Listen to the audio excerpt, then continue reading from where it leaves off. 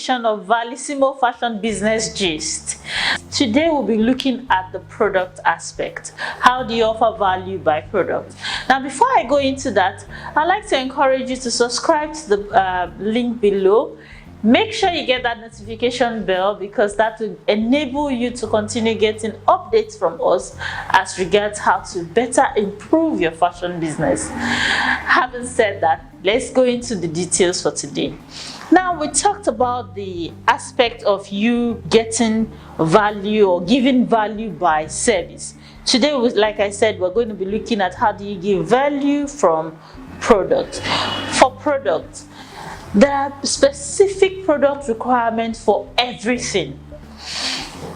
What I mean is, as a fashion designer, you want to make clothes for a particular boutique. One would tend to ask what kind of requirements would be required to make those kind of clothes for that boutique. Now, is there a way they arrange their buttons, the clothes? Is there a way they arrange the colors? Is there a way? Those kind of things are product specifications that you need to go learn to be able to offer value in terms of product. That's if you're making clothes and you're intending to sell the kind of clothes to a client. Now, the way your outfits come in terms of your finished product determines what kind of value a client is going to place on those items. If they are well finished and you do name your price, someone somewhere would say, oh yeah, I will get value as a result of paying this kind of amount of money to you for making this. Now, when we also talk about value in terms of product, there are things that are required to make a product a #1 selling product.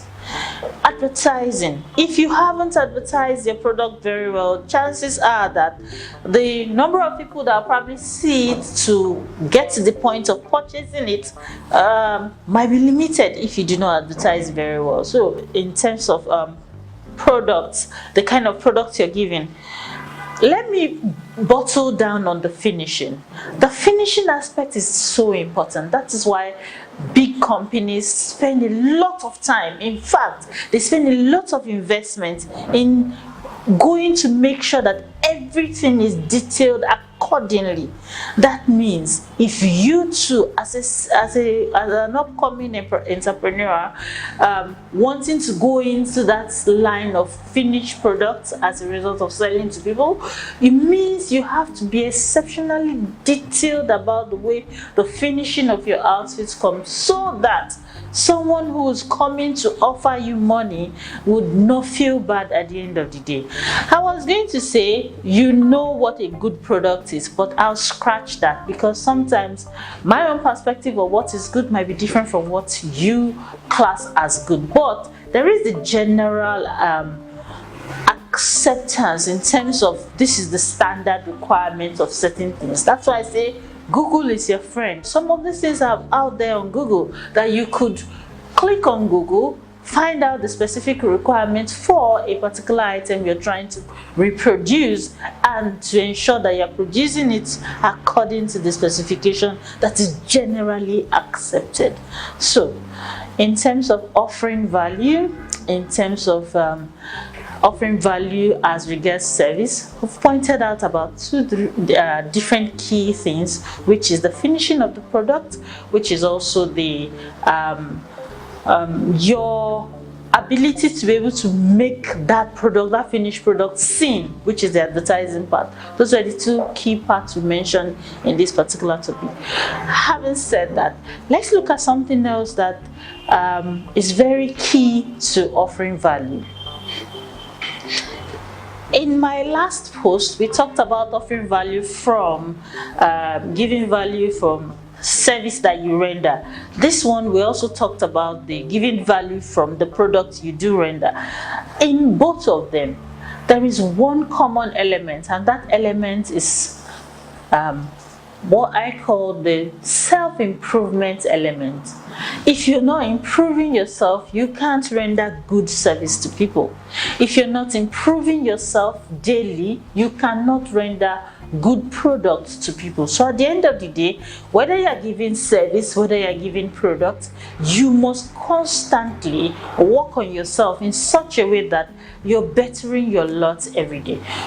Success doesn't just come by people.